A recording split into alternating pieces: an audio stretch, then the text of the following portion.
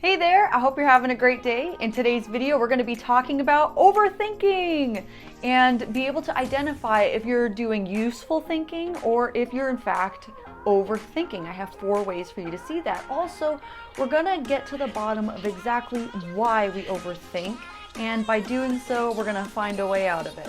Stay tuned.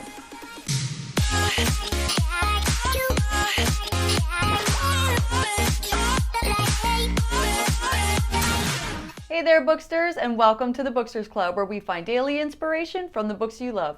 Today's featured book is Eckhart Tolle's Findhorn Retreat by Eckhart Tolle, and today's inspirational thought comes to us on page number 35. It says, "You don't solve problems by thinking. You create problems by thinking. The solution always appears when you step out of thinking and become still and absolutely present.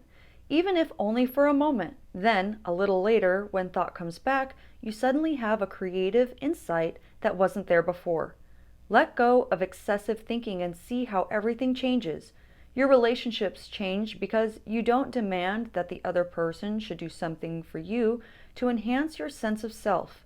You don't compare yourself to others or try to be more than someone else to strengthen your sense of identity. You allow everyone to be as they are. You don't need to change them. You don't need them to behave differently so that you can be happy."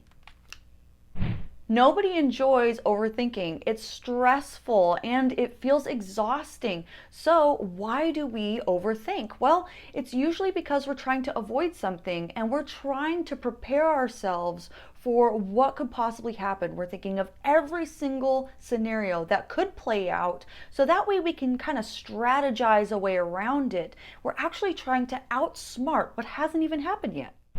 We have so many thoughts every single day, and there is no way to actually stop thought.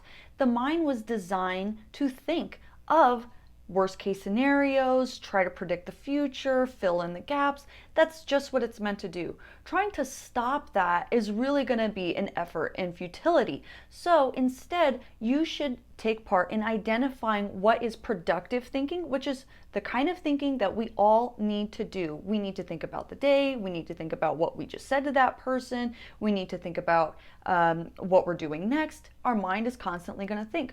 But then there's also non-productive thinking, which is overthinking, which will just kind of put you in a loop of nonsense thinking where it doesn't really have any type of an outcome. And so that mind's effort is just going to exhaust you because it's really thought that goes nowhere. So I have 4 ways for you to identify if you are using useless overthinking. Number 1, endless deliberation. This is when you make a decision and then question that decision. And so your mind will actually start playing tennis all by itself, and it'll throw something in one direction and think, yeah, but what about this? And go back and forth and back and forth, and you're just questioning your own decision making. Number 2, attempting to read minds. This is when you're trying to figure out what somebody else is thinking or what somebody else might do next because of what you think they're thinking. So really everything is just one huge assumption, and you're trying to make some kind of a decision or plan of action based on nothing but an assumption.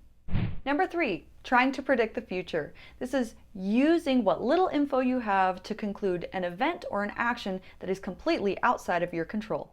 Number 4, reading into the smallest detail. That's when your mind focuses on one tiny little detail, something that maybe somebody said or did, and you are trying to construct the reason why they did it, why it happened, and what they might be coming up with because they did that. Your mind is just focused on one tiny little detail and is trying to create this elaborate story out of it. Now that you know what useless thinking looks like, you can stop yourself from getting into the cycle of overthinking by using awareness. Simply recognize that this is not a thought that you should pursue, and just simply allow that thought to pass. Don't lean into it and don't engage in the thought. Let it drift to the back of your mind and focus on something else so that you can use that awareness to recognize, what useless thinking is and what is going to get you into overthinking as useless thinking. So if any of those 4 things helped you to really identify when you're falling into the trap of overthinking, I would love to hear about that in the comments. If you had a different take on this part of the book, a different part in this book, or a different book entirely that you think should be featured here on the Booksters Club, I would love to hear about that also in the comments. Thank you for clicking that like button if you liked the video, and don't forget to subscribe and ring the bell if you're new, because I post new videos just like this every single day. See you tomorrow, Booksters. And what exactly that looks like.